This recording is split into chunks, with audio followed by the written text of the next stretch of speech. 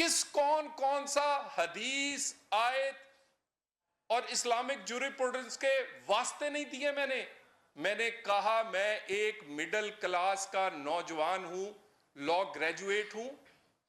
बड़ी मुश्किल से मिडिल क्लास के नौजवान सियासत में और पार्लियामेंट में इतनी जगह बनाते हैं। खुदा का वास्ता है, अल्लाह गवाह है, मैं आज फिर कहता हूं, खुदा की कसम मैंने तौहीन अदालत नहीं की थी, ना मेरी नीयत तौहीन अदालत की थी। ये सारी, मैं एक सियासी कारकुन हूं, मैं अपने सियासी कायद के नजरिए बयानिए पे खड़ा था और मैं उसकी हरावल दस्ते के तौर पे उसमें था। मैंने कोई तौहीन अदालत नहीं की। 2000 और उसके बाद साकिब निसार साहब, उसी दिन आपके लोग, आपके वो जो बीट रिपोर्टर सुप्रीम कोर्ट के हैं, वो गवाह हैं।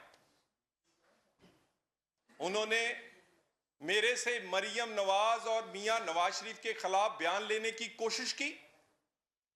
सिर्फ कोशिश नहीं की, अपील सुनने से एक रात पहले मुझे मैसेज भिजवाया। मैं दोबारा कह दूं, साकिब निसार ने, कि अगर तुमने मेरी मर्जी का बयान नवाज शरीफ और मरियम नवाज के खिलाफ ना दिया तो सुबह तुम्हें सजा कम नहीं होगी बल्कि सजा बढ़ाई जाएगी। और अगले दिन 1 घंटा उस अदालत में, जो मुअज़्ज़ज़ अदालत है जिसके बाद सिर्फ उसके ऊपर अल्लाह की अदालत है, वहां मैं खड़ा था। और जिस तरह मेरे साथ रवैया रखा गया, वो मेरी जिंदगी में मैं भूल नहीं सकता। मैं एक पाकिस्तानी, एक मिडिल क्लास का एक नौजवान, एक सियासी कारकुन, मेरा कोई तरला, कोई वास्ता, कोई दलील, कोई कुछ नहीं। मुद्दई भी खुद और मुनसिब भी खुद 100 वोटों लिया, खुद अपील के बेंच का सरबरा बने और कहा वहां पर, मेरा दिल करता है, यह रिकॉर्ड का हिस्सा है, कि मैं उठकर जाऊं, एक और 100 वोटों लूं, एक दफा और तुम्हें सजा दूं और जेल भेजूं। क्या किया था मैंने? मेरे से सख्त बातें या अदालतों के बारे में कलमात किसने अदा नहीं किए? मैं सिर्फ नवाज शरीफ से वाबस्तगी मेरे लिए जुर्म बन गया। और आज वही साकिब निसार, खुदा की कुदरत देखें, मुझे तो 5 साल की सजा हुई थी ना, उसकी सजा इस दुनिया में भी कायम है और उसकी सजा आखिरत में भी होगी।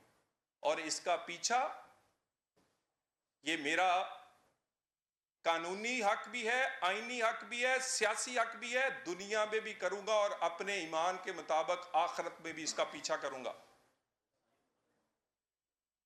ये साकिब निसार, खुदा की कुदरत देखें, आज भी अल्हम्दुलिल्लाह मैं फिर सियासत में दोबारा से अमली सियासत में आ सकता हूं। आज भी मैं किसी गली मोहल्ले बाजार में फिरना, मुझे तो कोई डर नहीं लगता। ये किसी गली मोहल्ले बाजार में खुद अकेले निकल नहीं सकता। मेरे बच्चे, हमारे सियासी कारकुन मेरा नाम फख्र से लेते हैं। इसके बच्चे दुनिया को बताते नहीं, कोई पूछे कि तुम्हारा बाप कौन है, कि वो ये नहीं कहते साकिब निसार के कोई इनके मुंह पर स्याही ना उंडेल दे। तारीख सजा देती है, वो इसकी जिंदगी में भी देगी और इसके बाद में भी तारीख लिखेगी। इस मुल्क के साथ क्या किया? 2017 का पाकिस्तान और 2022 का पाकिस्तान। 2017 से पनामा जजमेंट, नाहलियां, रेफरेंस, गिरफ्तारियां ना होती तो रोटी 2 रुपए की थी। नून लीग ने, मियां नवाज शरीफ समेत मेरे जैसे कारकुनों ने सजाएं सह ली। पाकिस्तान को आज तक सजा मिल रही है, उसका कौन जिम्मेदार है? रोटी 2 रुपए की थी, डॉलर 100 रुपए का था। स्टॉक एक्सचेंज आसमानों से बातें करती थी। पाकिस्तान की इकोनॉमी दुनिया की बेहतरीन इकोनॉमियों में गिनी जा रही थी। और 2022 का पाकिस्तान, इन फैसलों के बाद का पाकिस्तान, रोटी गरीब की पहुंच में नहीं है। ना डॉलर कंट्रोल हो रहा है, ना इकोनॉमी चल रही है। पाकिस्तान में डिफॉल्ट की बातें की जा रही हैं।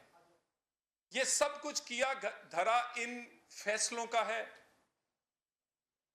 कहते हैं पाकिस्तान तरक्की नहीं करता, पाकिस्तान 2 लख्त हो गया, पाकिस्तान डूब रहा है, पाकिस्तान अंधेरों में है। इसलिए कि पाकिस्तान में बैठे हुए मुंसिफ या पाकिस्तान में जो मुंसिफ रहे हैं उन्होंने ऐसे फैसले किए हैं कि ये पाकिस्तान इस हालत तक पहुंचा है। इंसाफ देते तो ये पाकिस्तान यहां ना पहुंचता। और मुझे ये बताइए, ये कौन सा निजाम अदल है कि जिसमें कोई गलती हो जाए तो उसकी तस्हीह नहीं हो सकती, कोई गलत फैसला हो जाए तो उसको ठीक नहीं किया जा सकता। मेरे 5 साल आप नहीं लुटा सकते, भुट्टो दोबारा जिंदा नहीं होगा, नवाज शरीफ की नाअहली का वो उसको आप वापस नहीं कर सकते उन लम्हात को। खुदा का वास्ता है कोई नीयत तो शो करो कि आप लोगों को एहसास है कि आप लोगों से गलत फैसले हुए। को ये तो पता चले कि आपको एहसास है और लोगों का आप पे एतमाद बढ़े। इस किस्म के फैसलों के बाद कहते हैं कि लोगों का आप पे एतमाद होगा। ये ऐसे ही नहीं, पाकिस्तान का निजाम अदल दुनिया में आखिरी 10 नंबरों में है। ये कुछ हमने किया है तो ये यहां तक निजाम अदल की रेटिंग पहुंची है। हमारे गिरेबान पर रोज हाथ डालने वाले कभी अपने गिरेबान में झांके तो सही। मेरे लिए नहीं, मेरी पार्टी के लिए नहीं, इस पाकिस्तान के लिए खुदा का वास्ता है। मैं दोबारा कहता हूं, आज के हालात के जिम्मेदार वो फैसले हैं जो कि पनामा से शुरू हुए थे। ना आज रोटी 20 रुपए की होती, ना आज बिजली का यूनिट 50 रुपए का होता, ना आज डिफॉल्ट की बात होती और ना आज पाकिस्तान के ये हालात होते। इन हालात तक उन फैसलों ने पहुंचाया है। और उसके बाद मैं एक गुजारिश करना चाहता हूं chief justice of Pakistan अताब Bandial साहब से। वो भी उस बेंच में शामिल थे जिसकी अपील में मुझे सजा दी गई, रिव्यू में भी वो शामिल थे। मैं नौजवान हूं, मेरा कर्ज है उन पे। मेरे आप 5 साल नहीं लुटा सकते, लेकिन इस फैसले को तस्हीह तो कर जाएं। ये तलाल, दानियाल, निहाल या इस तरह के और सियासी कारकुनों के फैसले गलत हुए हैं कहने में क्या हर्ज है। और अगले आने वाले चीफ जस्टिस फायज ईसा साहब, आपको लोग एक रवायती किस्म का चीफ जस्टिस नहीं देखना चाहते। आपको उस चीफ जस्टिसों की तरह नहीं देखना चाहते जो माजी में गुजरे हैं। आपके कंधों पर बोझ है पाकिस्तान की 75 साल की अदलिया के वो गलत किए गए फैसलों का, उसकी तस्हीह करनी होगी। फायज ईसा साहब, मेरे ऐसे नौजवानों से लेकर भुट्टो की फांसी तक जो फैसले गलत हुए हैं उनकी आपको तस्हीह करनी होगी। उन फैसलों पर आपको कहना होगा कि कहां कहां अदलिया, कहां कहां इस मनसब पर बैठे हुए लोगों को जिनका काम इंसाफ देना था वो किसी और साजिश का शिकार हुए। लोगों को बताकर तस्लीम करना होगा कि आपसे गलती हुई है।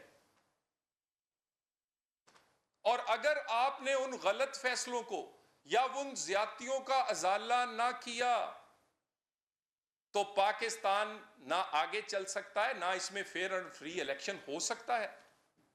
कैसा फेयर एंड फ्री इलेक्शन? यानी मेरा अपोनेंट जिसके खिलाफ मैंने इलेक्शन लड़ना है, आज भी तौहीन अदालत का केस पेंडिंग पड़ा है उसका। इस्लामाबाद 25 मई को जब वो पिछले साल आया था, उसने इस्लामाबाद को आग लगाई, सुप्रीम कोर्ट के फैसले को गलत तौर पर इंटरप्रेट किया, पूरा इस्लामाबाद जलता रहा। उसी तौहीन अदालत का केस पड़ा है, कोई पूछ नहीं रहा। फॉरेन फंडिंग का केस पिछले 10 साल से ठोकरें दर बदर है। बच्ची और औलाद का केस, इतने जवाब इस निजाम इंसाफ में इतनी ताकत नहीं कि इतना जवाब दे दे बच्ची उसकी है या नहीं है, इतना मुख्तसर सी बात है। उसके बाद वो जिसके हाथों से कैंट महफूज नहीं, कोर कमांडर हाउस महफूज नहीं, उसके वो पोलिंग स्टेशनों को छोड़ेगा। और उसके बाद वो नवाज शरीफ या उसके वो लोग जिनको चुन चुन के आपने नाअहल चुन चुन के आपने